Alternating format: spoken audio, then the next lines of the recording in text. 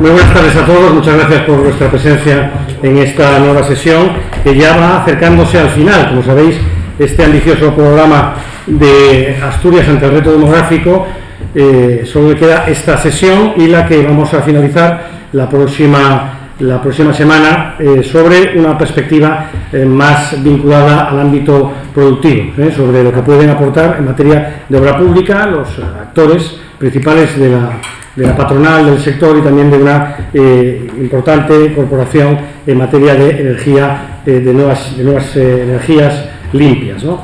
En esta ocasión vamos a abordar en esta jornada lo que consideramos reformas jurídicas en materia de despoblamiento.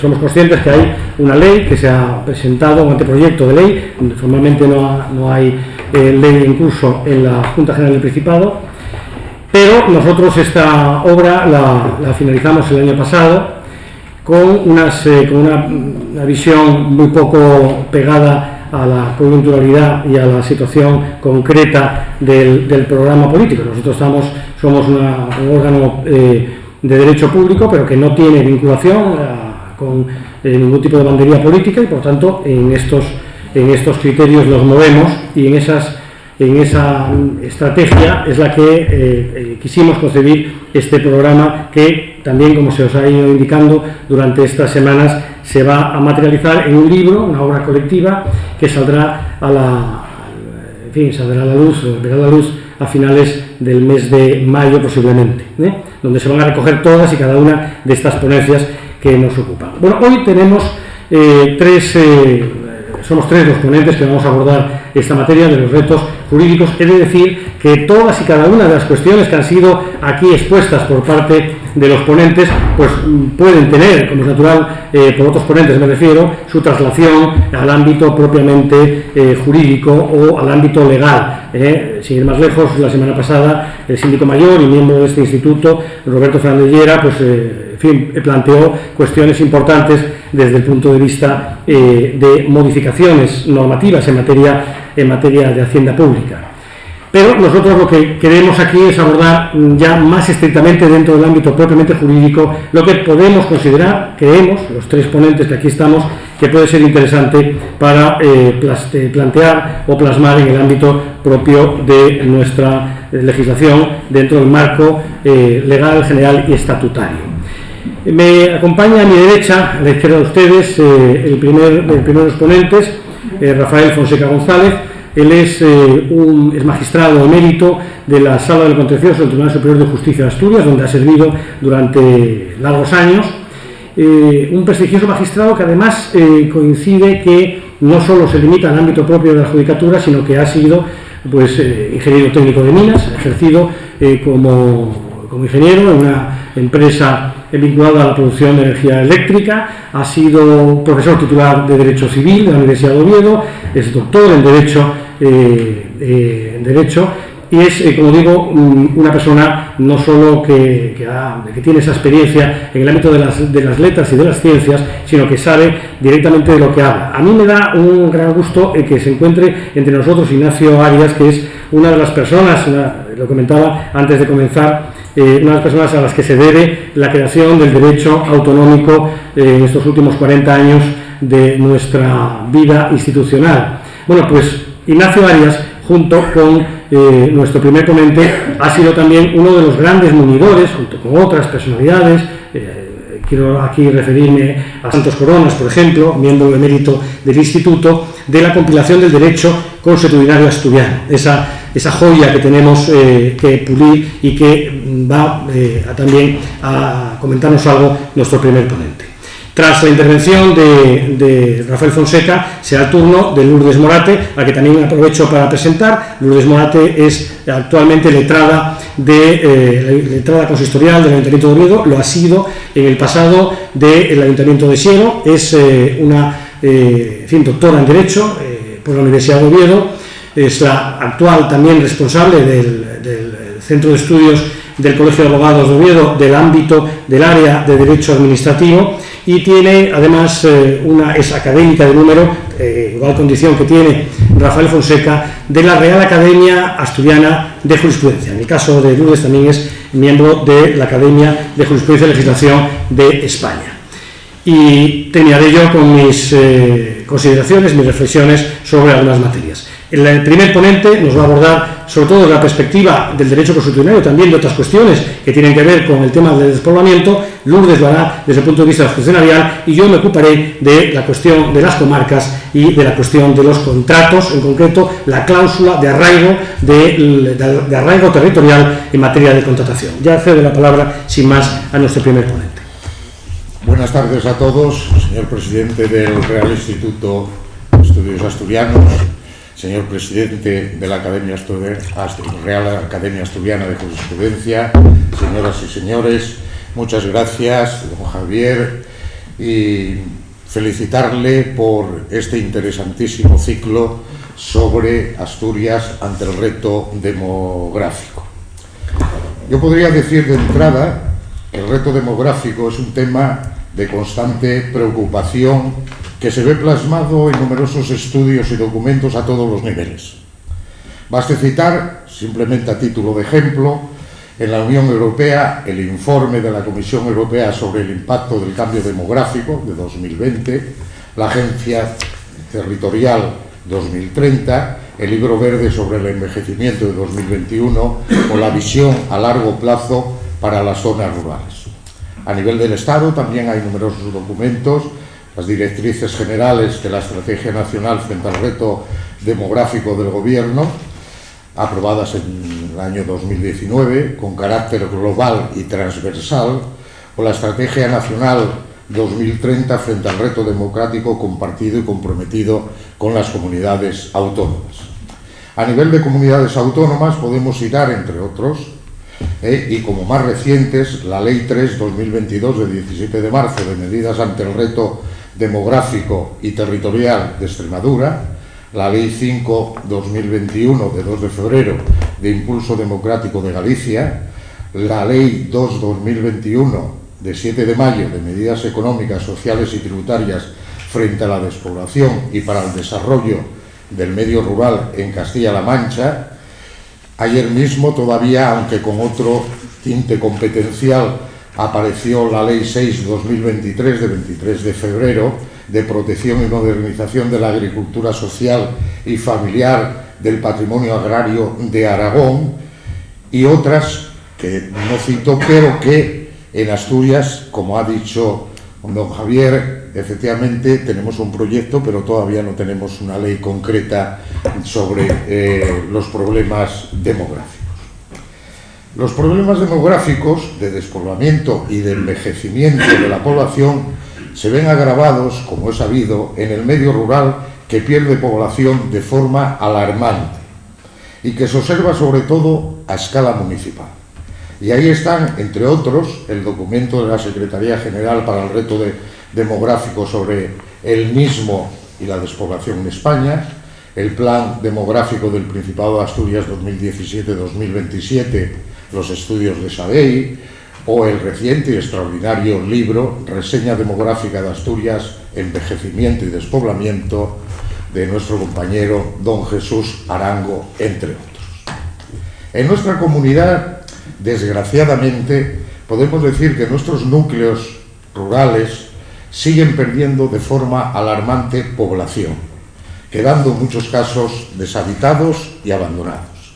Los datos ponen de manifiesto que 17 de los 78 municipios asturianos, más de un tercio de su superficie, tienen menos de 10 habitantes por kilómetro cuadrado, sufriendo un proceso de regresión difícilmente recuperable. Y además 25 concejos han perdido más del 15% de su población. Los factores que llevan a esa regresión, alarmante pérdida de efectivos demográficos, baja densidad de población, envejecimiento de los residentes, etc., tiene su reflejo en la existencia de una bolsa importante de núcleos deshabitados. Todo ello, lógicamente, debido a factores del propio medio rural, físicos, déficit de infraestructuras, condicionamientos sociales, etcétera, como a factores de atracción urbana, calidad de vida, empleo, infraestructuras, etcétera. Creo que toda la normativa, sea de derecho público o de derecho privado, han de tener presente este reto demográfico y los estudios que muestran que la realidad del problema ha de plasmarse en normas jurídicas concretas y no declaraciones generales tendentes a afrontar ese reto.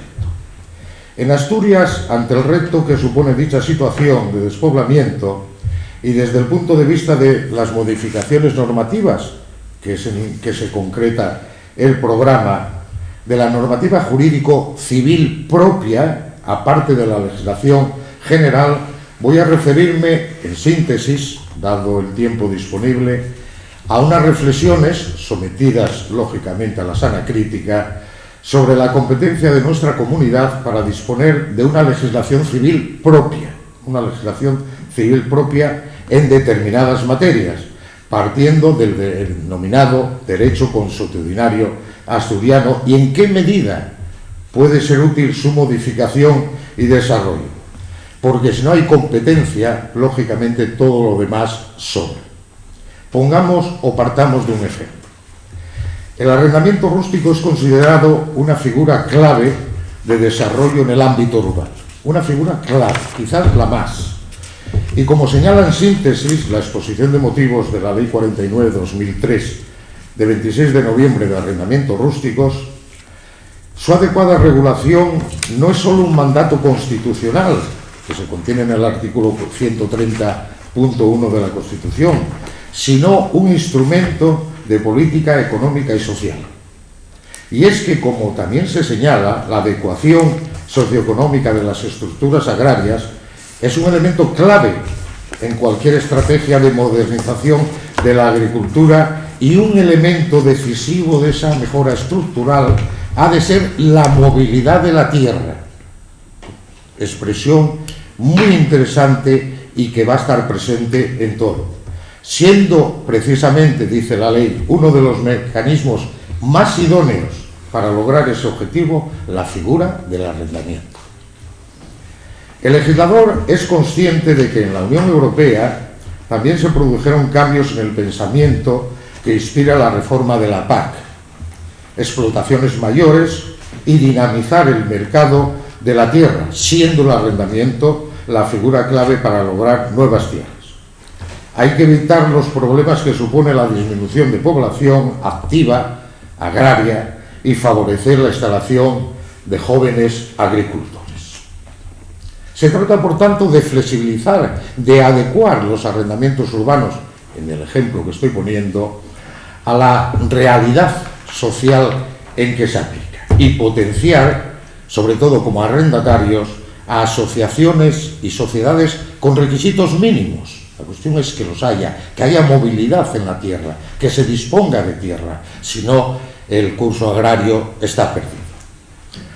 En definitiva, pensamos que con una regulación de figuras como el arrendamiento, entre otras, lógicamente, se puede mejorar las estructuras agrarias, dinamizar el mundo rural y fijar población en el mismo. Pero llegados a este punto, la normativa estatal sobre arrendamientos rústicos sitúa a los usos y costumbres como fuente de tercer grado, es decir, tras la propia ley y el Código Civil. Y no siempre responde o tiene igual tratamiento, ni puede tenerlo, las zonas con grandes fincas de secano o regadío, con aquellos lugares en que la propiedad está muy dividida y con superficies muy pequeñas.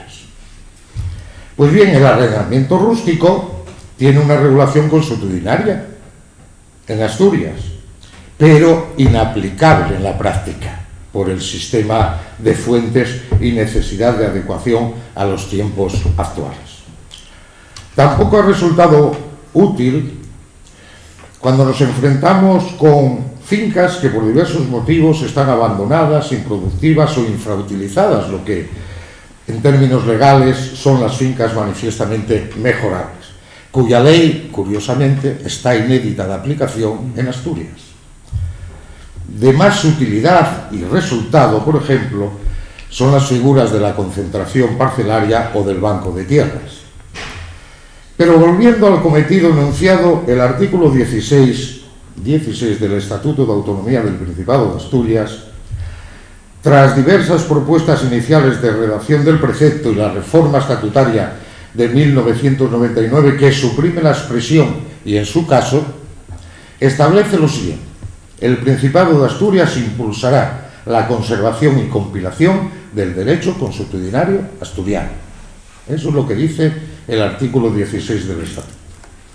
Aún con una fórmula que todos ven muy alejada del equivalente que recogen otros estatutos de autonomía de comunidades, sobre todo con derecho foral, que hablan de conservación, modificación y desarrollo.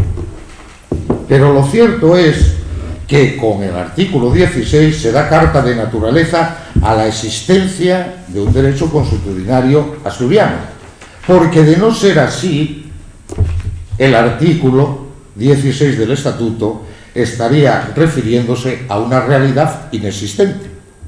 Por tanto, existe. Por tanto, podemos decir que el derecho consuetudinario asturiano existe. Los tribunales lo aplican cuando es procedente y hoy lo tenemos en una compilación aprobada por el Parlamento asturiano. Además, no se debe olvidar, aunque no tuvo la trascendencia que en principio se pensaba, que la compilación gallega de 1963 no dudó en que pueda haber figuras, caso de la sociedad familiar, en las comunidades vecinas, entre ellas en Asturias. Este artículo 16, en su redacción actual, a mi parecer, se puede tener por cumplido. Se puede tener por cumplido.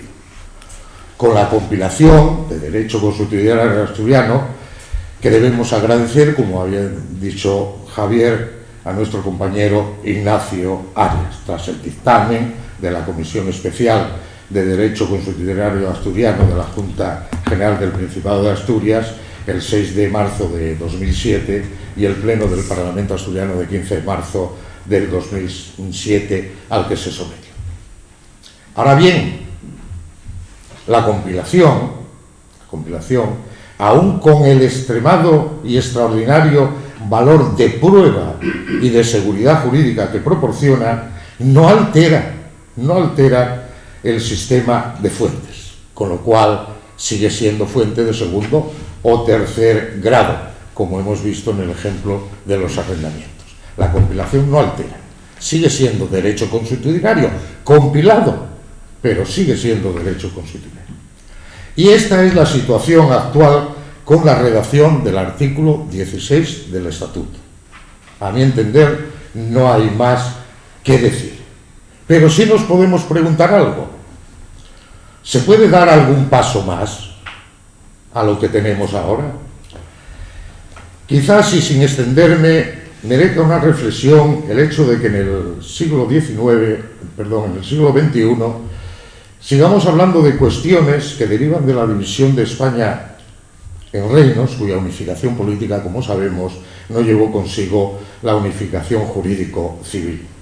Y que tras los muchos e importantes avatares desde la época de la codificación, el tema de los derechos forales o especiales siga estando presente. Y en el que han irrumpido hoy otros derechos de regiones que no tuvieron en su día la condición de forales como tales.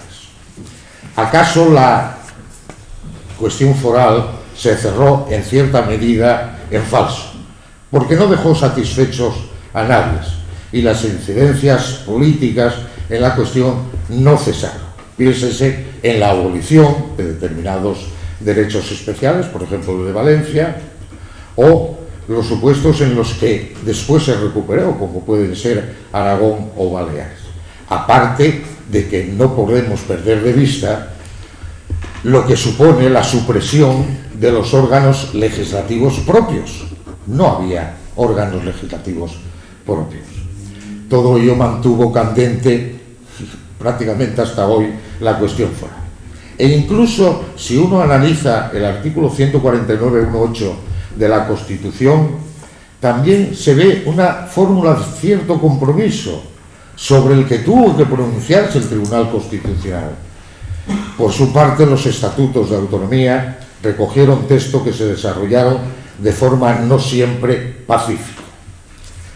Lo cierto es que, aparte de la estricta cuestión foral, existían regiones que, sin ser forales en el alcance en el que se planteó la codificación del siglo XIX, sí tenían unas instituciones y derechos propios de tipo consuetudinario, como Asturias, en el que se enmarca precisamente el denominado por el Estatuto Derecho Consuetudinario Asturiano, y a las que acaso no se les prestó en ese contexto la debida atención, dejándolo al alcance establecido en la disposición final derogatoria del Código Civil. No se le prestó atención. En el devenir de ese derecho consuetudinario, por lo que se refiere a Asturias, podíamos distinguir, aunque se puede matizar más, dos periodos. Uno anterior a la Constitución y consiguiente Estatuto de Autonomía, con un punto de inflexión quizás en la compilación gallega de 1963, y otro, el posterior hasta hoy, con la inflexión, que yo creo importante, de las sentencias del Tribunal Constitucional 121 y 182 de 1992. Yo diría que en el primer periodo no hubo un verdadero planteamiento en defensa de un derecho foral o especial en Asturias, pues se admitió como obvio el carácter no foral de la misma. La doctrina se limitó en general al estudio de algunas instituciones tradicionales, pero sin un planteamiento claro sobre la naturaleza jurídica de su regulación, especial o común, que es lo importante, de dichas instituciones. Aunque es cierto que no dejó de prestarles la merecida atención a esas instituciones desde muy antiguo. Pensemos en Félix Pío de Aramburu, Fermín Canella, Ramón Prieto Bances, hasta estudios más recientes como los de Tuero Beltrán, Modesto Blanco, Inclán Suárez, Álvarez Linera, o yo mismo, cuando hace casi ya 40 años publicaba estudios sobre la Antojana, sobre la sociedad familiar asturiana, sobre la mampostería o sobre el hórreo. Algunos presentados en aquel congreso, primer congreso jurídico de Asturias en 1987, que no tuvo continuidad, y en el que ya latía, entre los que allí estábamos, la cuestión que ahora nos ocupa. Por su parte, los tribunales aplicaron y resolvieron con toda normalidad cuestiones en torno a instituciones tradicionales consuetudinarias. Ejemplo, no son pocos los pleitos sobre la sociedad familiar asturiana, de la que la jurisprudencia reiteró su carácter consuetudinario, su vida pujante en la región y su semejanza con la compañía familiar gallega. Y más tarde, en jurisprudencia más reciente, se hace alusión, aunque no la aplica, a la compilación gallega de 1963. Pero no solo la sociedad familiar ha llegado a los tribunales, sino otras instituciones tradicionales, antojanas, servidumbres de día, deslindes, biztechos, hórreos, etc. Todas han sido objeto de pronunciamientos judiciales. Pero bien, llegados a este punto, vamos al segundo periodo, y yo creo que aquí había que apurar la interpretación que el Tribunal Supremo dio en su sentencia 121/1992 en relación con el artículo 32.2 del Estatuto de Autonomía de la Comunidad Valenciana, que podría llevar a hacer posible la reforma del artículo 16, del que estamos hablando, de nuestro estatuto, incluyendo la modificación y el desarrollo. No solo compilar, sino modificar y desarrollar nuestro derecho especial. El disponer de una normativa civil propia que modernice a través de la vía civil las instituciones consuetudinarias asturianas, buscando el desarrollo y rentabilidad de las explotaciones agrarias y el asentamiento de la población, puede solucionar, entre otras cuestiones, la de la movilidad de la tierra, que es un punto importante junto, claro está, con el resto de los puntos para mejorar y fijar población en el ámbito. Pero además, jurídicamente, tendría un efecto indiscutible y de gran interés, como es convertir dicha legislación propia en fuente de primer grado y no de segundo o tercero. Se trata, por tanto, en definitiva, de poder modificar y desarrollar nuestro derecho consuetudinario en lo que sea de interés, en lo que interese, y ello implica necesariamente la reforma del artículo 16, por más que se puedan dictar otras leyes en apoyo distinto, con distinto apoyo constitucional. Pero desde el punto de vista civil estricto del derecho consuetudinario, lo que hay que reformar es el artículo 16, lo cual no es difícil, porque solamente sería añadir lo que acabamos de decir, modificar y desarrollar. Compilamos, desarrollamos y modificamos, igual que hace Valencia y otros. Con eso yo creo que, en síntesis, está aclarada la situación.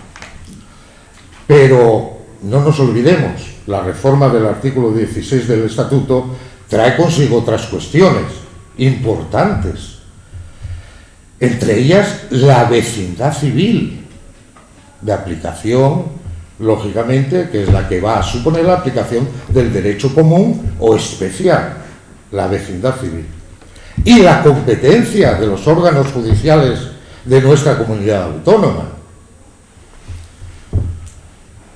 Por lo que respecta al primero, todos sabemos que la vecindad civil es distinta de la vecindad administrativa, o no tienen por qué coincidir. La vecindad administrativa designa quién es habitante o vecino de un término municipal, mientras que la vecindad civil determina la legislación común o foral aplicable a los vecinos. Esa es la que a nosotros nos interesa. Artículo 14 del Código Civil. El Estatuto de Autonomía, en este punto, que digo necesario si se reforma, lógicamente, el artículo 16, el artículo 7.1 del Estatuto, como les digo, dice lo siguiente. A los efectos del presente Estatuto gozan de la condición política de asturianos los ciudadanos españoles que, de acuerdo con las leyes generales del Estado, tengan vecindad administrativa en cualquiera de los concejos de Asturias. Dicha vecindad civil no tiene por qué coincidir, dicha vecindad administrativa no tiene por qué coincidir con la vecindad civil, como hacen otros estatutos que sí se refieren, lógicamente, a la cuestión de la vecindad civil a efectos de aplicar la norma común, de derecho común, o de derecho especial o foral. En este sentido, quisiera recordar la sentencia del Tribunal Constitucional 156/1993, que declaró inconstitucional y nulo el artículo 2 de la Ley 8/1990 en el recurso de inconstitucionalidad presentado por la Abogacía del Estado contra este decreto, contra esta ley, del Gobierno balear, en cuanto establecía que las normas de derecho civil balear, fíjese lo que dice, tendrán eficacia en el término de la comunidad autónoma, y añadía, y serán de aplicación a quienes residan en él sin necesidad de probar la vecindad civil.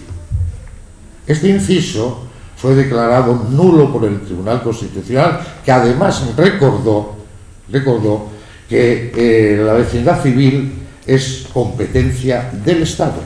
Es el artículo 14. Por lo tanto, bastaría remitirse en el artículo 7.1 al artículo 14 del Código Civil, como hacen otros estatutos, y estaría resuelta la cuestión.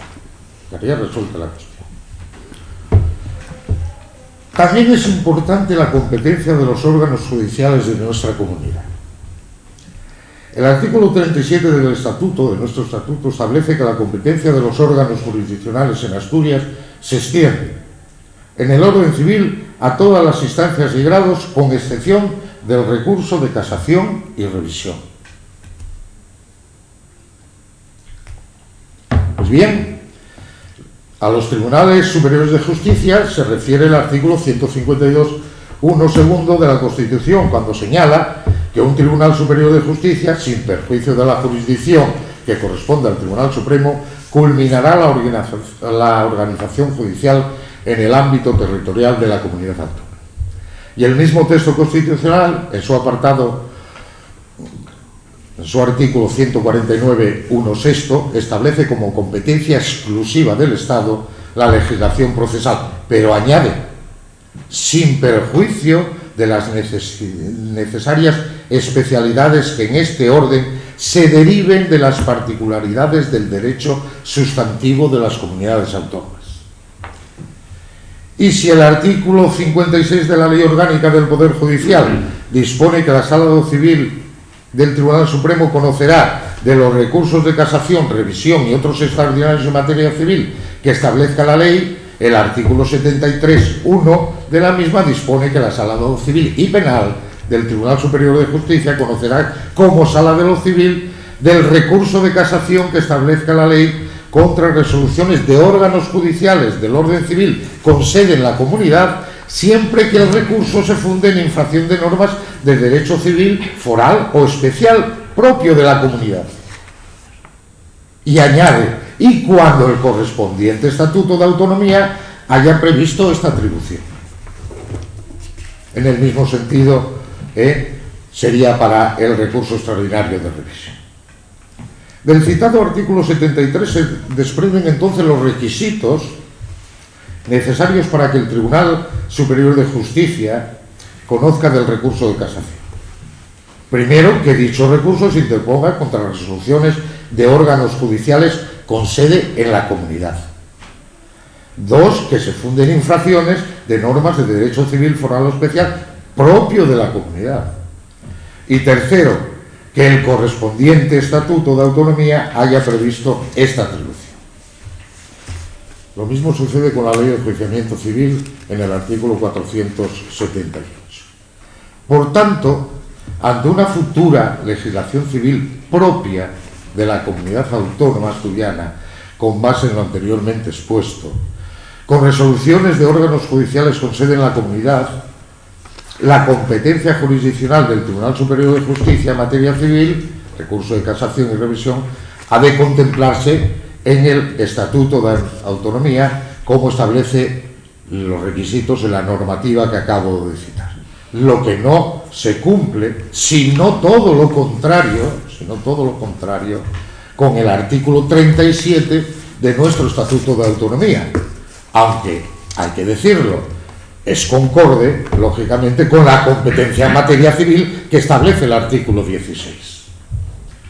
Pero establecida una nueva competencia en el ámbito civil, dicho precepto ha de adecuarse en la forma que establecen el resto de los estatutos, es decir, para que los recursos de casación y revisión pasen, lógicamente, a la Sala Civil y Penal del Tribunal Superior de Justicia, lo que es lógico. Porque lo que no sería lógico es que el Tribunal Supremo entendiese de recursos de casación por infracción de normas de derecho propio de la comunidad, lo cual es lógico. Bueno, he hecho una síntesis lo más sintética posible, sino a la redundancia, de lo que yo entiendo que es la actualidad. Yo creo que hay que reformar esos 3 artículos, dar competencia, lógicamente, primero a poder desarrollar y legislar con el artículo 16 y modificarlo, desarrollar y modificar, y yo creo que esta es la situación actual de nuestra comunidad que el legislador deberá tener presente y resolver, pues muchas relaciones jurídicas, desde luego, privadas, propias de Asturias, pueden desde ella contribuir, creo, a la mejora y al progreso en el ámbito rural, aunque sea en poca cuantía, pero en algo más de lo que hay. Nada más, muchas gracias. Muchas gracias.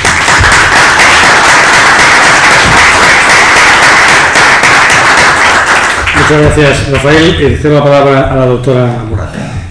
Sí, muchísimas gracias al señor presidente de RIDEA, al señor presidente de la Real Academia de Jurisprudencia y Legislación, también aquí presente, y al señor don Javier Ponceda por contar conmigo para esta ponencia tan interesante, en la que voy a abordar bueno, las reformas jurídicas en materia de despoblamiento desde un punto de vista organizativo, administrativo y, por supuesto, también en materia de empleo público, que podría favorecer el asentamiento en núcleos de población de escasa densidad.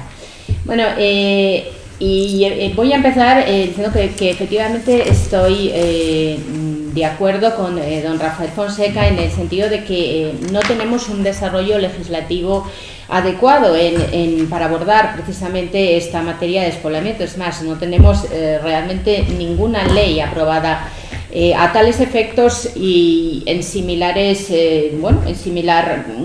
o con analogía con las que tienen otras comunidades autónomas, como es la Ley de Castilla y la Ley de Castilla-La Mancha 2/2021, la Ley 3/2022 de Extremadura, la ley también, otra ley que tienen también en la Comunidad de Navarra, en Castilla y León, en la Comunidad Autónoma Andaluza. Todos han abordado precisamente este problema de despoblamiento de los núcleos rurales de escasa densidad y han abordado una serie de medidas organizativas que, bueno, he intentado analizar y que yo creo que quizás podrían tener la traslación precisamente en nuestra comunidad autónoma. Una de ellas, desde luego, es estudiar el problema que tenemos para eliminar la brecha digital que se produce en esos municipios de escasa población. Efectivamente, un problema sobradamente conocido es el envejecimiento poblacional de los núcleos rurales, sobre todo los más alejados del centro de la comunidad, donde muchos de sus habitantes en edad laboral ya no están, los han abandonado y, tenemos un problema. Esa brecha digital se ocasiona que evidentemente esas personas no son nativos digitales, necesitan una formación y una asistencia adecuada en la materia que evidentemente podría proporcionar el Principado de Asturias, ¿no? Fomentando la formación en competencias digitales y en el conocimiento de medios electrónicos necesarios para acceder a los servicios públicos. Pero es que además en esos municipios existe un problema, y existe un problema que es que conforme a la Ley 39/2015 pues estamos en una sede de administración electrónica, ¿no? Todos los ciudadanos tienen que, los que están obligados a ella por la Ley 39/2015 deben de relacionarse electrónicamente con las administraciones competentes. Esto implica también evidentemente los municipios de pequeña o escasa población. Esos municipios tienen un problema que es de sobra conocido, muchos de ellos, precisamente por la orografía del territorio asturiano, que es que tienen malas redes de wifi, malas redes de comunicación, y ello desde luego es algo que debería de abordarse para prestando desde el Principado de Asturias una asistencia tecnológica adecuada a esos pequeños municipios rurales, a fin de que puedan disponer de esas herramientas necesarias para poder llevar a cabo todas las exigencias y posibilidades de esa administración electrónica, ¿no? que nos exige a todos los municipios la Ley 39/2015. Pero es que además, evidentemente, la carencia de servicios públicos es sobradamente conocido en estos municipios pequeños y alejados de los centrales de Asturias. Precisamente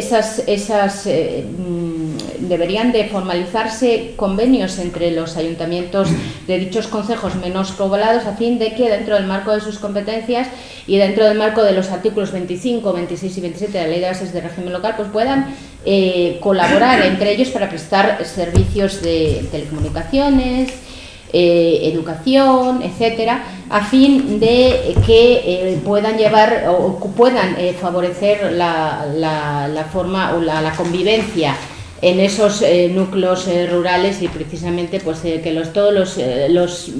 incentivar que las personas deseen residir en esos núcleos rurales menos poblados, ¿no? Evidentemente también hay otras posibles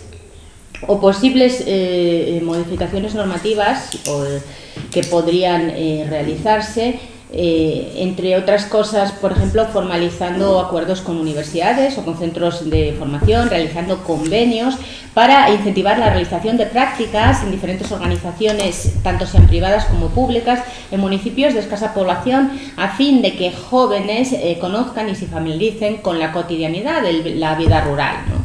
Existen unos programas universitarios que ya se están desarrollando en otras comunidades autónomas, como por ejemplo en Extremadura, como es el Erasmus Rural, para facilitar que jóvenes titulados, precisamente a lo mejor en formaciones relacionadas con el medio rural, como ingeniería agrónoma, pues se realicen prácticas y se habitúen a actividades vinculadas con este medio, ¿no? También, evidentemente, el incentivo al asentamiento de núcleos familiares, el asentamiento de familias, como por ejemplo mediante ayudas al alquiler, a la adquisición de viviendas, al transporte escolar, también sería una cuestión que podría abordarse en esa ley que se pueda llegar a tramitar o aprobar por el Principado de Asturias. Pero existen otras cuestiones que son de enorme importancia, como es, por ejemplo, desarrollar conjuntamente con los concejos afectados pues la promoción y venta de productos típicos de agricultura y de ganadería local, y en este sentido pues promocionar, pues, por ejemplo, competiciones rurales, mercadillos, venta de artesanía, etcétera, incluso con acuerdos entre varios núcleos rurales cercanos, para fomentar no solamente pues las visitas turísticas, sino también que los propios emprendedores y los propios trabajadores con actividades vinculadas al medio rural pues puedan asentarse, ¿no?, en estos núcleos manos poblados. Pero evidentemente esto exigiría además una inversión en la mejora de las infraestructuras, ¿no? Evidentemente debería de invertirse en mejorar los accesos de todos aquellos municipios afectados por una orografía complicada, deficientes carreteras, argallos, etcétera, con una red de comunicaciones adecuada, ¿no?, que facilite el día a día de vecinos de localidad y el fácil acceso a los núcleos poblados del centro de Asturias, ¿no? Evidentemente también existe es necesario acometer unas modificaciones en materia de empleo público para incentivar que trabajadores públicos puedan residir, ¿no?, en estos pueblos o tengan deseos de residir en estos núcleos rurales menos poblados o de escasa densidad. Y por ello es necesario abordar una serie de medidas en materia de empleo público que ya se han abordado de manera exitosa en otras comunidades autónomas, como en la comunidad autónoma andaluza, como es, por ejemplo, en primer lugar, la definición y delimitación de los núcleos rurales que por su despoblamiento o escaso servicio queremos incentivar, ¿no? Queremos incentivar que a efectos de que los empleados públicos puedan desplazar su residencia a esos términos municipales. Se trata, por tanto, de elegir aquellos zonas rurales aisladas donde pueda existir también una escasez de servicios públicos esenciales como son la sanidad y la educación. Desde luego, porque al entrar en la definición de lo que un vecino escoge a la hora de trasladar su residencia a una zona rural, pues es importante contar con servicios públicos mínimos básicos, y entre ellos, desde luego, la sanidad, un centro de salud y una educación, un colegio para los niños es algo que entiendo que es un criterio esencial, ¿no? Por tanto, un punto de partida podría ser realizar un mapa de zonificación de dichas zonas rurales de escasa población, donde por sus características propias y por las razones expuestas conviene emplazar una serie de puestos de trabajo que denominaríamos de difícil cobertura, donde se pretende incentivar a los empleados públicos no solo a ocuparlos como destino propio, sino también para que fijen su residencia en dichos concejos de baja población. Pero después, una vez que tenemos zonificados esos núcleos rurales que queremos donde queremos ubicar o que queremos incentivar, tendremos que definir en la relación de puestos de trabajo, en este caso sería del Principado de Asturias, los puestos denominados de difícil cobertura, que ubicaríamos en esos núcleos rurales de baja población, ¿vale? Estos puestos, como digo, pues serían fundamentalmente o irían destinadas fundamentalmente a las áreas de sanidad y de educación, aunque nada impide que se descentralicen oficinas del Principado de Asturias, servicios centrales, bueno, hacia las salas, ¿no? ¿Por qué no? Bueno, por tanto, para definir qué criterios se tendrían en cuenta para definir un puesto de difícil cobertura, sería, en primer lugar, la distancia desde el centro de trabajo a las principales ciudades de Oviedo, Gijón y Avilés, el bajo índice de población de la localidad donde se ubican los mismos y, bueno, pues también los accesos adversos. En otras comunidades autónomas, esa definición de esos puestos se ha hecho mediante resoluciones de la Dirección General competente, en la cual se identifican concretamente los puestos, las categorías profesionales, los centros sanitarios, los centros educativos y las oficinas descentralizadas donde pueden ubicarse esos puestos de difícil cobertura, ¿no?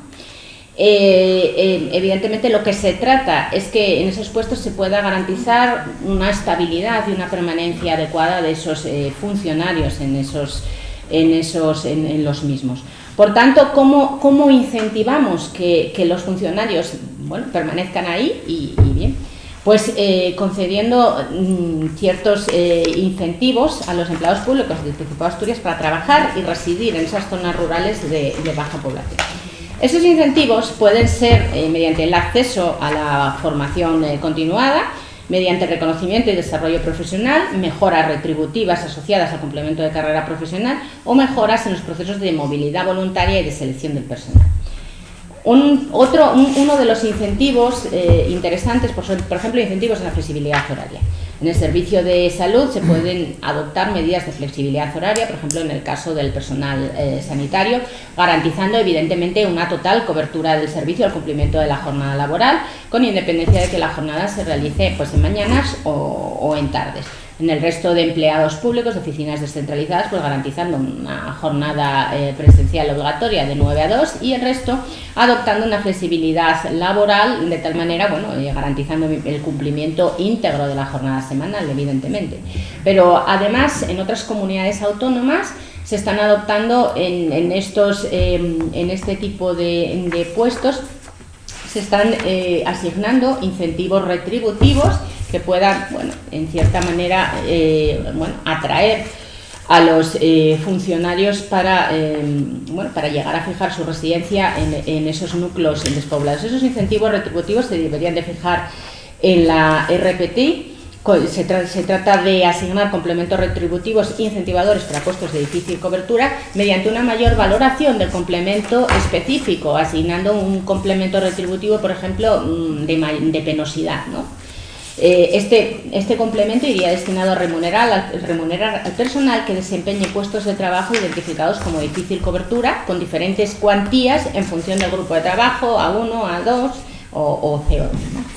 Pero también en otras comunidades autónomas, y podría ser una cuestión también importable, se está haciendo o realizando una mayor valoración de la experiencia desempeñada en dichos puestos a efectos de acceso al empleo público, concursos de provisión de puestos de trabajo, promoción interna, etcétera.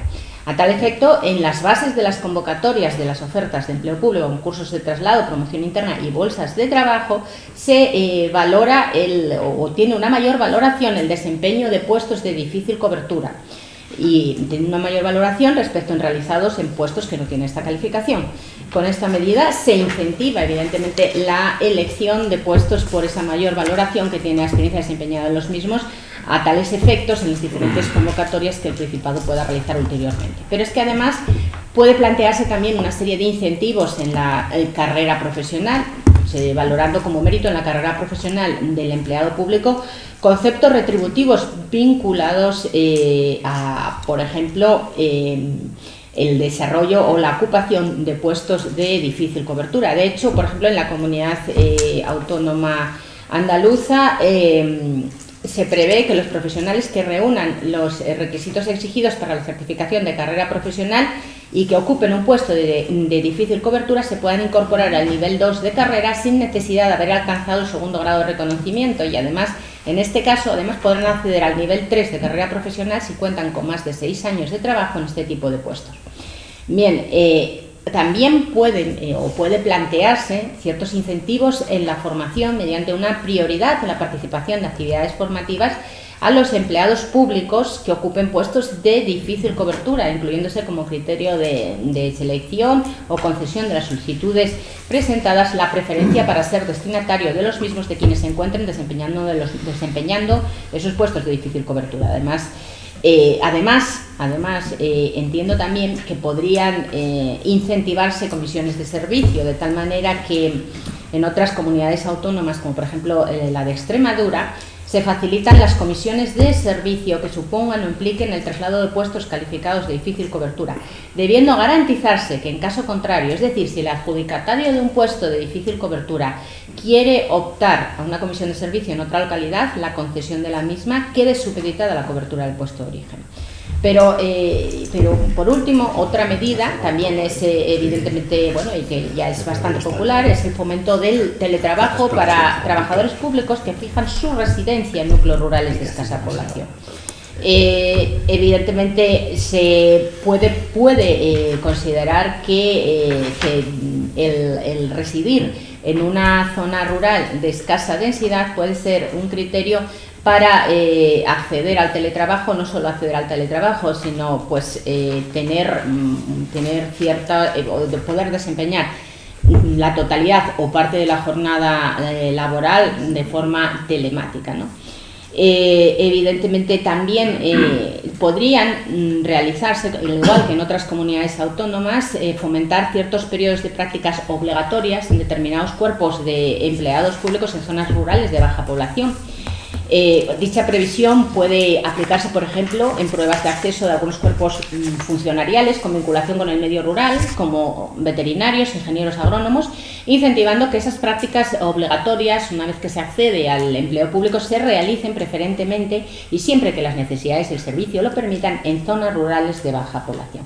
Bueno, por tanto, esta es un poco la propuesta que traigo hoy aquí, porque hemos comprobado cómo en definitiva esas modificaciones en la normativa en materia de función pública del Principado de Asturias pasarían por distintas fases, ¿no? Primero, identificar esos núcleos de rurales menos poblados donde queremos que se ocupen puestos de difícil cobertura, luego definir los puestos y asignar una serie de incentivos a los mismos a fin de promocionar que funcionarios de administración del Principado puedan llegar a ocuparlos y así trasladen sus familias, sus residencias a esos núcleos rurales menos poblados. Y bueno, y esta es mi propuesta. Muchísimas gracias por estar hoy.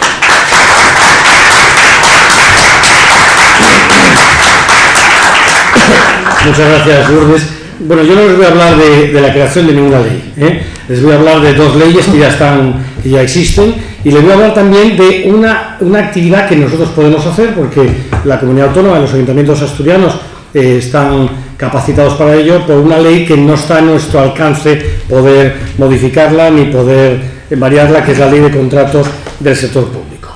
Respecto de la primera materia, que les remito al libro que va a salir, no les voy aquí a cansar con jurisprudencia del Tribunal de Justicia y con doctrina consultiva, sino que voy a limitarme a lo fundamental.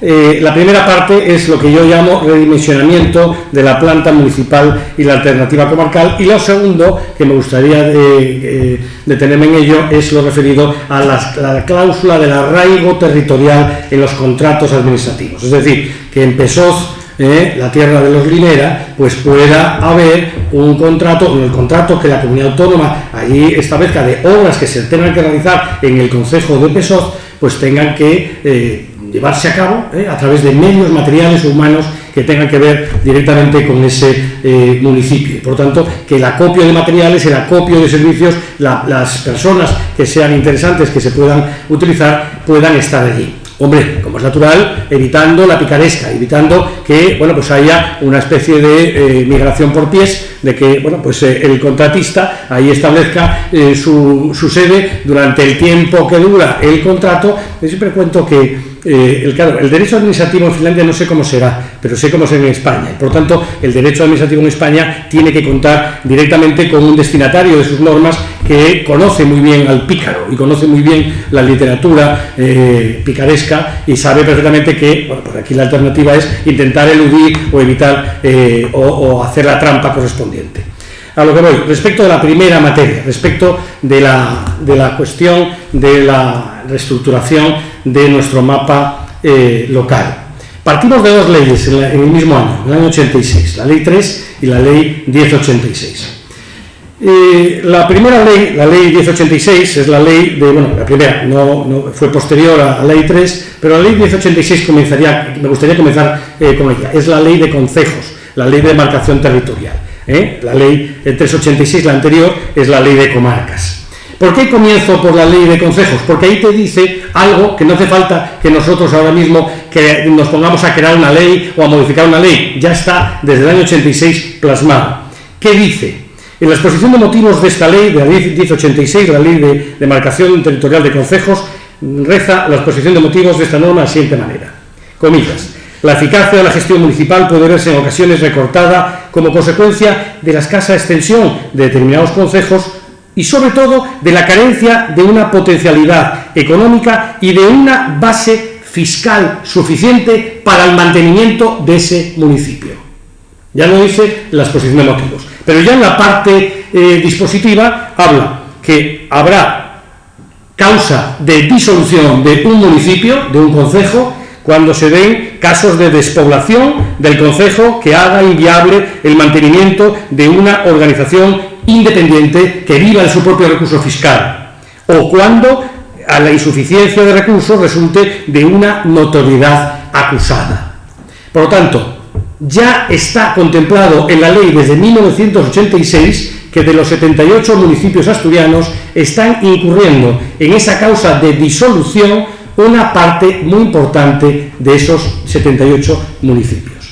Por lo tanto, tenemos ya la herramienta legal que además no depende de la voluntariedad municipal, sino que depende también, se puede prescindir, como la propia ley establece, por parte del gobierno del Principado, que es el que mantiene esos municipios, de decir, hasta aquí hemos llegado, el grifo se tiene que cerrar y por lo tanto tenemos que estar ante una nueva alternativa de qué hacemos con esa situación. Y nos vamos ya, por tanto, bueno, por cierto, respecto de esta ley que acabamos de contar, la ley de concejos, ni se creó un nuevo concejo que no estuviera contemplado en la Diputación provincial, es decir, que hemos mantenido los mismos concejos que hemos heredado del régimen anterior, no se ha creado ninguno, pero es que tampoco se ha extinguido ninguno. Es una ley que ha servido y sirve para algunas cuestiones esporádicas en materia de fijación de los términos municipales, cuando hay límites que están difusos. Aprovecho para decir, entre paréntesis, que la ley en este caso prevé que vayan de la mano los municipios para dirimir sus cuitas, sus problemas de límites, pero no permite que un municipio se vaya directamente al Principado para que arbitre. Mala cosa, mala solución, porque muchas veces te encuentras con que si hay una situación enconada entre los municipios, pues va a ser imposible que eso se resuelva, salvo que lo judicialices, ¿no? Y también con el riesgo de judicializarlo, porque ¿dónde encuentras el motivo jurídico para tirar ese pleito adelante, ¿no? Cierro paréntesis. Ningún municipio se creó, ningún municipio se suprimió y tenemos los 78 municipios desde 1986 y antes del 86. Pero nos vamos a la ley de comarcas. La ley de comarcas habla de sus 9 preceptos y 3 disposiciones finales de un marco para completar las previsiones de leyes de creación de comarcas que deban de establecerse entre concejos, limítrofes vinculados por similares características geográficas, socioeconómicas o históricas o por intereses comunes, dice su artículo 2, a iniciativa de los plenos municipales y por mayoría absoluta, aunque también existe una previsión que puede ser también, porque tiene que ser por ley, de la Junta General del Principado, que también pueda la Junta General del Principado establecer, muy señores míos, vamos a crear comarcas, porque ya está previsto en la ley esa circunstancia. Por lo tanto, durante todo este tiempo de aplicación de esta ley, no se ha creado ni una comarca. No tenemos estrenada tampoco la ley. Estamos hablando de 2 leyes de la primera época estatutaria, del 86, que las 2 están, como el doctor Fonseca decía, respecto de las fincas manifiestamente mejorables. Aquí tenemos de nuevo un producto normativo que no se ha estrenado. No se ha estrenado. Ni se ha estrenado la posibilidad de intervenir para acomodar a la realidad demográfica esta situación, que siguen teniendo los municipios la misma estructura, la misma capacidad de funcionarios y la misma dimensión que tenían cuando eran municipios que podían tener unos recursos fiscales suficientes para mantenerse. Y pasan los años, pasan las legislaturas y no se interviene sobre esa materia. Claro, esta es una materia en la que no hay solo que ver desde el punto de vista jurídico, hay una gran emocionalidad, hay una gran carga popular de vinculación, de arraigo a ese municipio, y por tanto, claro, vamos a hacer desaparecer a Pesoz y los vamos a unir con Grandes de Salime. Han de saber que las relaciones entre Grandes de Salime y Pesoz no son manifiestamente mejorables entre la ciudadanía, y por lo tanto, claro, el poder, porque lo que dice la ley de concejos es que no desaparece el concejo, sino que se va a nutrir de otro concejo. Miren, durante 17 años yo pasaba por el Casal en Barcelona, para ir a la facultad, por una Sarriá, era un pueblo que Barcelona lo deglutió. La estructura de lo que es el edificio del Ayuntamiento de Sarriá, yo pasaba donde estaba el metro de Sarriá, yo salía del metro y veía el Casal, que era un edificio más del Ayuntamiento de Barcelona. Ese era un municipio que fue deglutido por el crecimiento de Barcelona. Y la gente de Sarriá pues dejó de ser unos ciudadanos de Sarriá y pasaron a ser unos ciudadanos de Barcelona. Pues aquí pasaría lo mismo con un ciudadano de Pesoz, que se convertiría en un ciudadano de una entidad que sería la que tuviera más población, más recursos fiscales, que sería seguramente Grandes de Salime, pero yo creo que le pasaría lo mismo a Illano, o le pasaría lo mismo, ya no sé si a Boal, yo creo que no, quizá tiene más capacidad. Bien, entonces, la situación de la realidad demográfica que tenemos es la que tenemos, y en consecuencia podemos hacer 3 alternativas. La primera, no hacer nada. Si no hacer nada, pues lo que vamos a tener es un gasto permanente y también una ilusión legal, porque la ley te dice que no puedes tener permanentemente esa situación así. Tienes que intervenir, y tienes que intervenir o bien disolviendo esos municipios, creando con ese municipio más municipios, uniendo esos municipios, y si no lo quieren ellos voluntariamente, pues tendrá que ser porque se haga por parte de lo que dice la ley, que es la comunidad autónoma que lo pueda forzar. Pero hay una alternativa, que es la alternativa de las comarcas, que no hace falta necesariamente tener que tocar esa cuestión de naturaleza emocional tan intensa para la desaparición del municipio. Y eso pasa porque se puedan establecer esas comarcas donde ya lo conocemos, que muchos de esos servicios de los que habla la ley, pues ya están en algunas de las mancomunidades que se han ido creando. Es decir, se han subido a las mancomunidades, hoy en día lastradas por modificaciones legales y por una sentencia del Constitucional que les cierra directamente toda su capacidad de funcionamiento. Lo que se permite en la comarca es que no solo vayan a ser unas entidades, que no hablen ustedes, no piensen ustedes que va a ser una duplicación del ámbito municipal. Es decir, donde ya éramos pocos, vamos a tener más maquinaria administrativa, más peso específico de lo público. No, lo que estamos haciendo es que los servicios, que es lo que consume en una gran medida todos el gran trozo de la tarta presupuestaria, puedan ser gestionados los servicios municipales a través de esta entidad comarcal que pueda, lógicamente, economizar, porque no es lo mismo tener 6, yo soy de Oviedo, pero soy del mundo de Navia. Yo ahí veo una comarca del Alto Navia y del Bajo Navia, y la comarca del Alto Navia, pues vamos a juntar a Grandes de Salime, vamos a juntar a Illano, vamos a juntar a Pesoz, vamos a juntar a Boal, y vamos a después al Bajo Navia, quizá Villallón, a Cobaña, a Navia, por ejemplo. En esas 2 comarcas, pues si quieres la comarca de Navia, no hay ningún problema, lo que haces es subir a la comarca todo el gasto atomizado de esos municipios, de esos 78 municipios, y además, no solo esto, sino que además lo ves desde una perspectiva que poblacionalmente ya se resiste, porque ya no vas a tener tanta población a la que atender.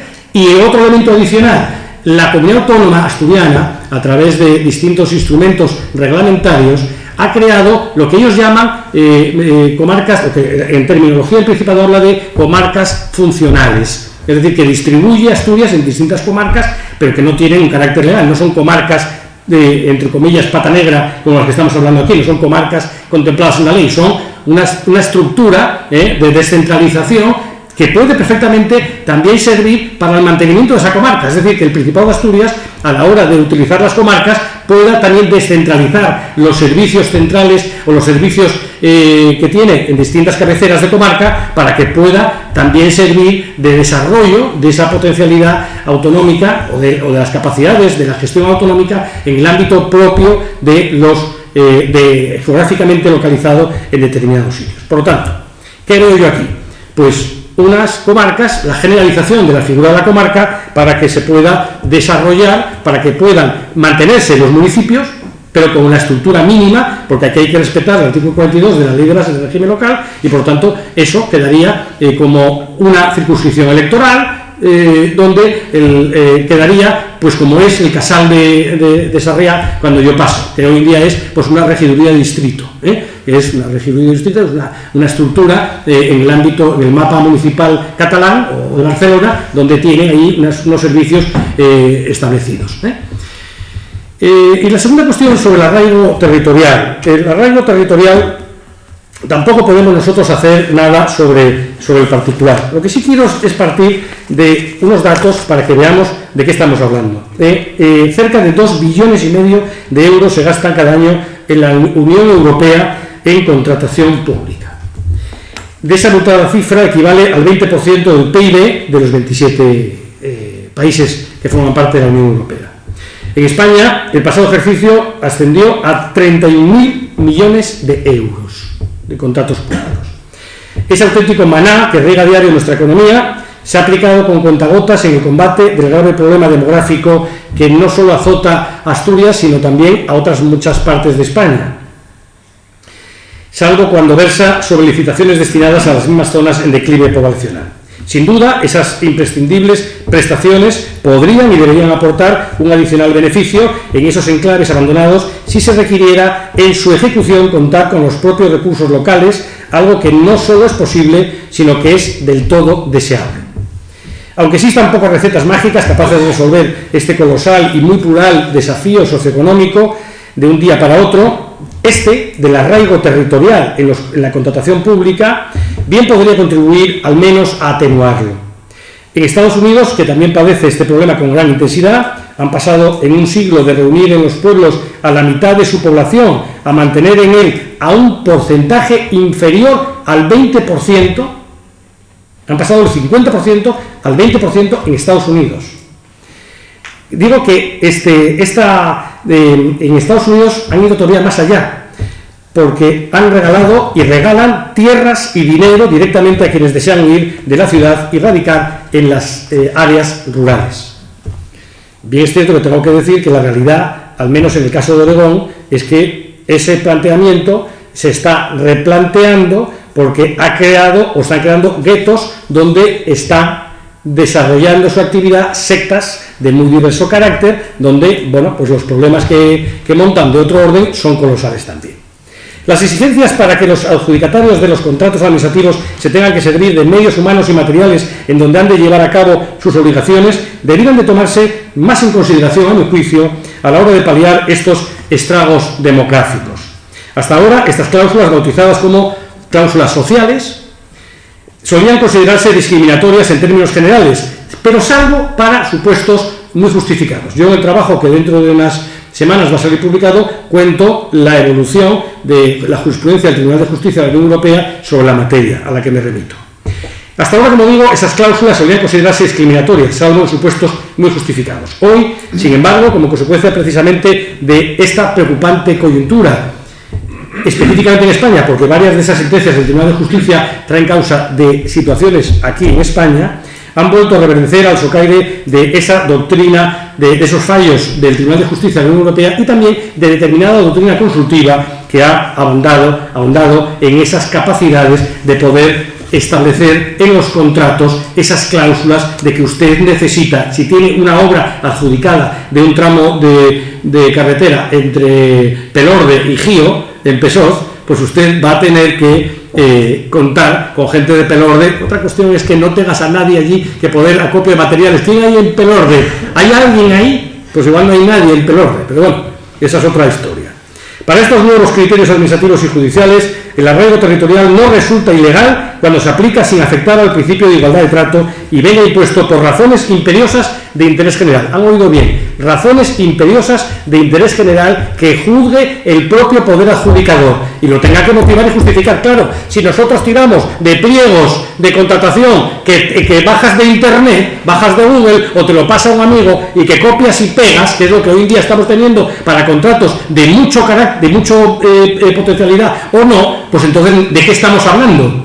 Lo que estamos hablando es de ver el contrato, limar el contrato, hacerlo como Dios manda. Pero como, bueno, yo estoy hablando aquí de cuestiones deontológicas, no ontológicas.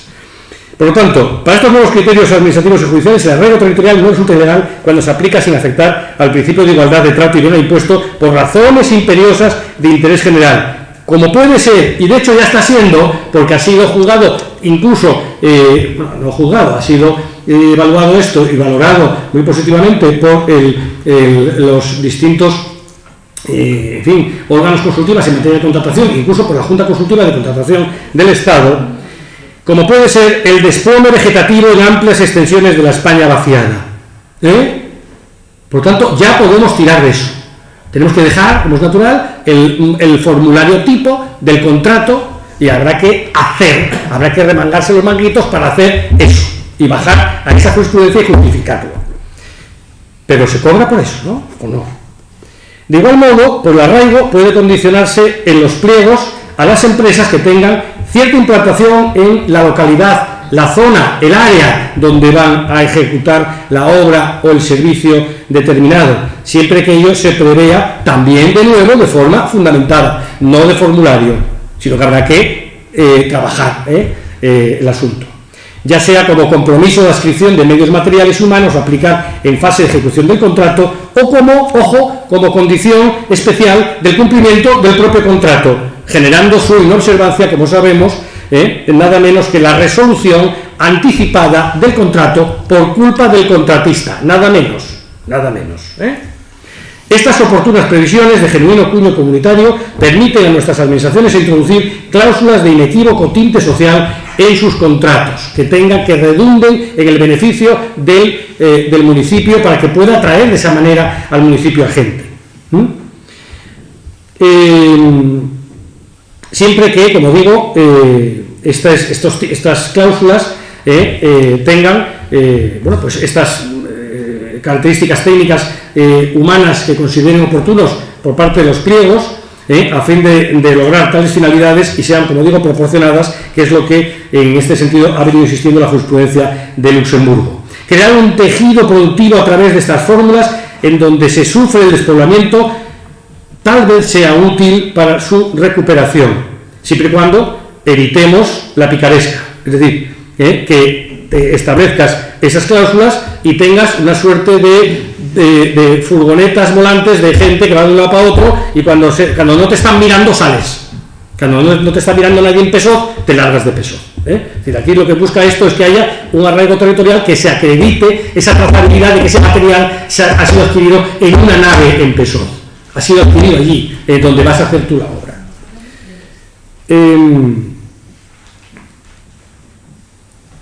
Crear, digo, un tejido productivo a través de esas fórmulas en donde se sufre el despoblamiento tal vez sea útil para su recuperación, pero siempre que los pliegos se hagan como es debido y su letra pequeña dificulte el fraude o la picaresca, permitiendo conseguir en la práctica ese loable objetivo, junto con otras iniciativas que puedan coadyuvar a ese mismo fin. Lo que parece claro es que retener a la gente en lugares con censos en caída libre o convencerlos para ir a vivir en ellos pasa desde luego por incrementar sus rentas por todos los medios a nuestro alcance. Lo que no sea lograr este propósito es hablar por hablar, como tan a menudo sucede al abordar este peliagudo asunto. Porque donde no hay problemas de carácter demográfico es donde hay dinero, donde hay actividad. Aquí hemos visto en estas jornadas que en la zona de Cangas de Onís, en la zona de Llanes, en la zona de Navia, no hay este problema. Por lo tanto, hablemos directamente de lo que hay. Desarrollo económico es sinónimo de poblamiento y la ausencia de desarrollo económico es sinónimo de todo lo contrario. Y como también se ha dicho aquí, la protección ambiental tiene que estar siempre conectada con la protección del hombre.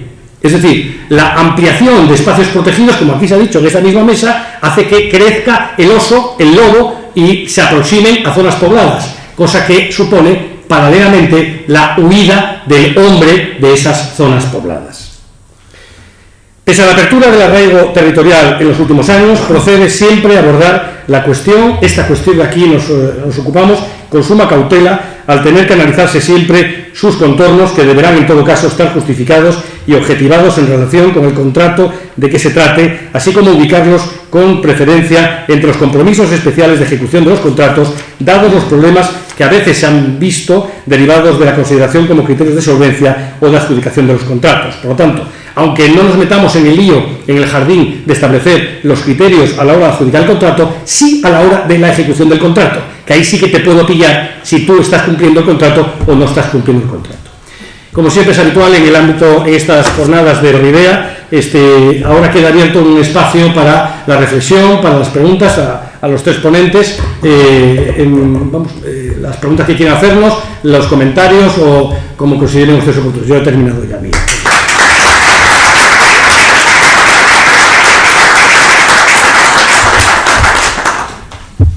Sí, don Ignacio.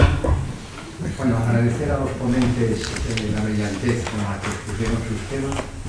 Yo agradecerles personalmente las palabras que me dirigieron. Y respecto a la ponencia de don Rafael, que lógicamente me toca de cerca, yo siempre me mostré contrario a que la compilación dejara de ser fuente secundaria y se convirtiera en fuente primera, es decir, aprobarla como ley. Pero él abre un camino distinto, que es modificar el artículo 16 del Estatuto de Autonomía, incluyendo, junto a compilación y conservación, modificación y desarrollo. Me parece una idea muy brillante sobre la que debemos de meditar. Bueno, y reconocer que el énfasis que le pone Javier en sus intervenciones es muy motivador. No, nada, gracias Ignacio. La compilación y el artículo 16 dicen lo que dicen, el régimen de fuentes es el que es, y por tanto si queremos ya no solamente cambiar, digamos, el grado de la fuente, no solamente eso, es que hay algunas instituciones asturianas que están en la compilación. Yo ponía el ejemplo del arrendamiento rústico, la movilidad de la tierra. Pero tú sabes que hay muchas otras que están discutidas, si inmueble o sin inmueble. La Antojana, que ya sabes que hay un trabajo que yo hice y demás. Es decir, pero todo, el derecho consuetudinario, si lo plasmamos y no lo movemos, deja de evolucionar. El derecho consuetudinario es evolutivo, se va adecuando a cada circunstancia.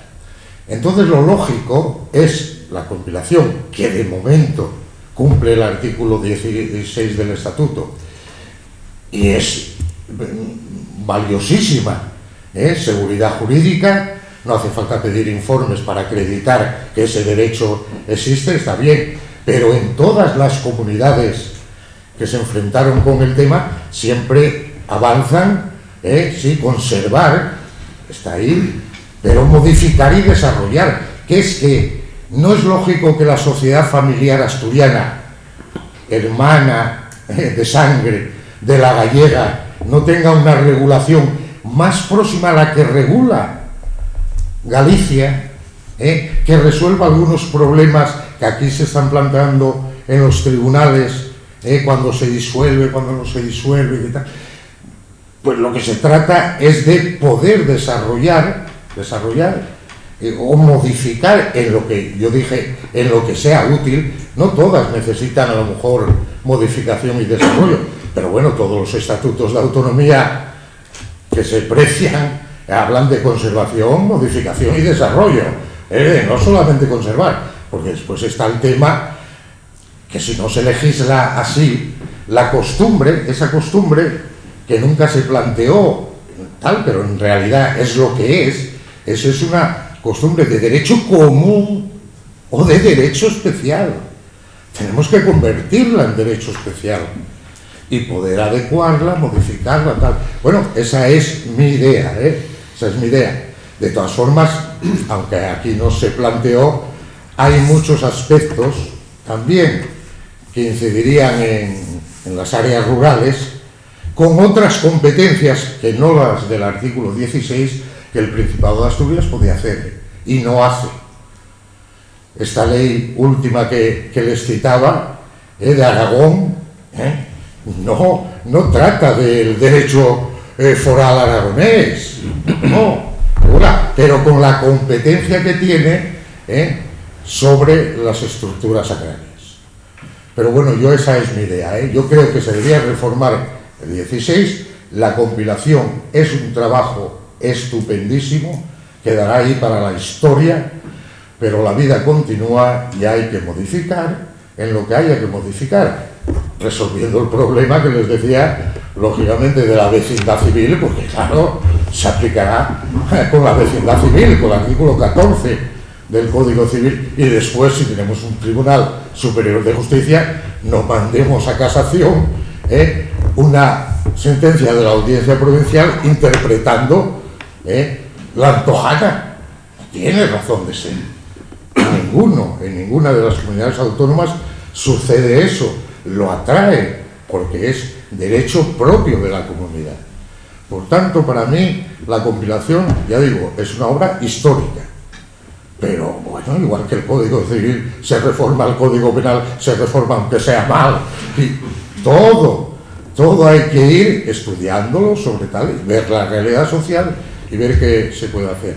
Esa es mi opinión, que creo que no difiere mucho de la tuya, porque mucho hablamos de todas estas cosas.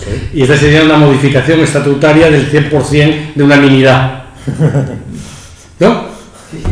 Bueno, de hecho la compilación se aprobó por... Es decir, que esta sería una modificación estatutaria que no crearía, creo yo, ningún problema a la ciudadanía. No, el problema es que quieren meter más cosas en la modificación. Yo hablo de esta. ¿Alguna pregunta más? Sí. Sí, Javier, muchas gracias por la intervención de los tres. Yo, respecto a la tuya, te quería preguntar lo que opinas respecto a... Cuando comentabas el tema de los pliegos y de, por ejemplo, hablaste de CESOC y de que se contrate con empresas de allí o con personal de allí, ¿cómo crees que afectaría eso a la libertad de competencia?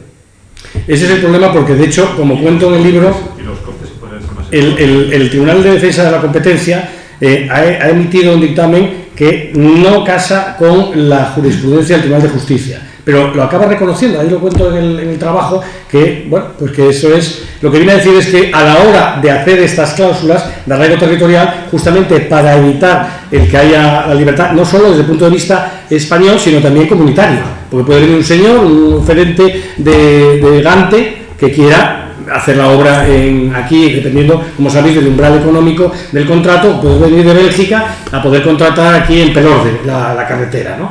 Pero lo que hay que hacer es que tiene que estar hechos los pliegos, que hay que bajar a la mina, a picar carbón, hay que trabajarlo. O sea, no vale ya hacer un modelo tipo de pliego de contrato. Hace poco, en una cuestión profesional, yo vi un asunto de 50 millones de euros, que cuando surge el problema, te encuentras con unos pliegos que dices tú, ¿pero quién hizo estos pliegos?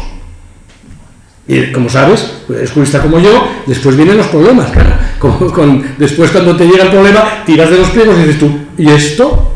Pues poco puedes hacer. Entonces lo que hay que hacer para favorecer esto es hacer bien los pliegos, dedicarle horas, meterle, estar en la cantera, picando, claro. ¿Y la otra pregunta cuál era? No, que a la falta de esa competencia, obviamente, elevaría los precios, entiendo yo, de la contratación. Bueno, eso depende de quién entra en la licitación o no, claro. Claro, eso ya depende, ahí se puede declarar desierto el contrato. Me imagino por la ausencia de materias primas, de competencia entre... Bueno, a ver, pero yo creo que en Pelorde no es muy caro el material, No estamos hablando de un precio muy caro en Pelorde, en ese caso no sé si subiría mucho, vamos, no sé, quizá los transportes a Pelorde, pero no sé yo si subiría mucho. Quiero decir, aquí no hay fórmulas mágicas, se ha visto en todas las jornadas que estamos aquí sacando distintos asuntos, y yo creo que el que va a quedar, como resumen, yo he estado en todas las sesiones de estas jornadas, y a mí la impresión que me queda es esta, además, desde el punto de vista tanto estadístico como de realidad. Donde no hay problemas es donde hay desarrollo económico. Por lo tanto, no hay mejor política social que una política económica que permita que pueda atraer gente de todos sitios, ¿no? De otros sitios que pueda haber riqueza, donde sea. Yo creo que esa es una cuestión elemental. Y podemos estar divagando y podemos crear estructuras administrativas, tal. Esto, lo que estamos hablando es, en el caso de mi ponencia, que no podemos seguir con una estructura administrativa de cuando teníamos población y que teníamos, pues una riqueza demográfica como en día no tenemos. Por lo tanto, tenemos que ajustarnos a esa realidad. Yo siempre suelo decir que el estado del bienestar tiene que ser un estado del estar, no del bienestar. También puede ser del malestar, pero porque es así. O sea, nosotros no podemos tener como una cuestión quimérica, todos queremos el bienestar, pero no podemos convertirlo como en los textos constitucionales americanos, el derecho a la felicidad. Son aspiraciones loables de que seamos felices, pero hay veces que somos felices y otras veces que no somos felices. Entonces, desde el punto de vista de estas cuestiones, cuando hablamos de estas materias, tenemos que tener y creer un estado del estar. Cuando tenemos capacidades económicas podemos tirar de ellas, cuando no tenemos que apretarnos el cinturón. Había un célebre autor inglés, Roger Scruton, que decía que él no había conocido a nadie que no fuera conservador de puertas adentro de su casa, ¿no? Cuando deja uno de ser conservador cuando está fuera. Entonces ya ahí son todas esas. Yo creo que debemos tener coherencia en ese pensamiento y tenemos que tener lo que queremos para la ciudad, para la región, para el Estado, para la comunidad internacional, lo mismo que queremos nosotros para casa. Pero esto no está hoy en día en el panorama.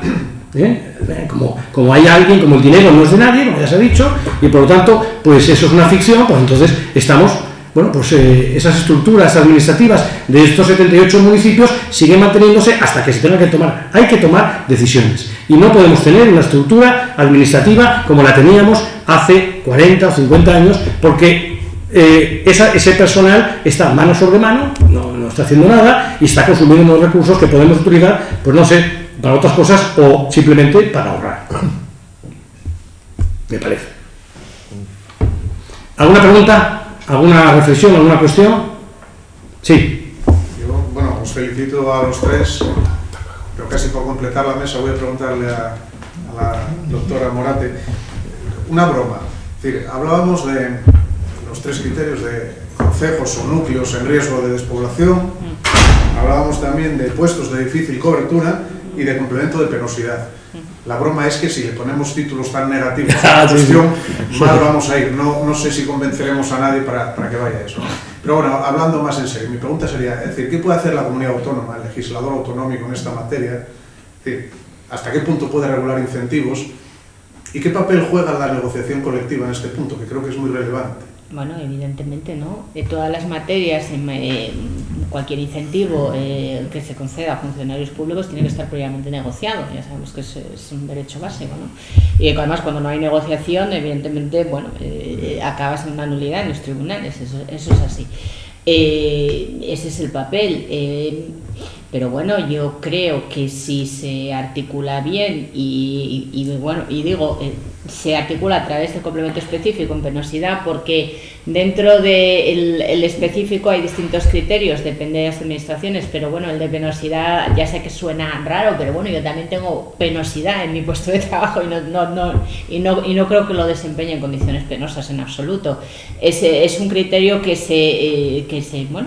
simplemente para valoración del específico, ¿no? Cuando un puesto lleva acarreada una mayor dificultad en su desempeño, se entiende por penosidad. Eso es el criterio de penosidad, más que nada. Bueno, yo recuerdo a una maestra de Navia que precisamente para tener puntos para poder llegar enseguida a su puesto a Navia, que quería ser maestra en Navia, recorrió todos los sitios penosos de España y al final pues desarrolló su vida pacíficamente en Navia hasta que se jubiló, y estuvo, ya te digo, que es que ya, de hecho, en uno de los sitios que fue cuando llegó aquí a Asturias, era Grandas de Salime, que ella me contaba que los funcionarios de Grandas llamaban ganas de salirme en vez de ganas de salirme, de la penosidad que tenía estar en ganas de salirme. Pero esto que nos haga la prensa, Marcos. ¿Algo más? Han sido ustedes muy amables, les convoco la próxima semana al cierre de las jornadas. Muchas gracias por su atención.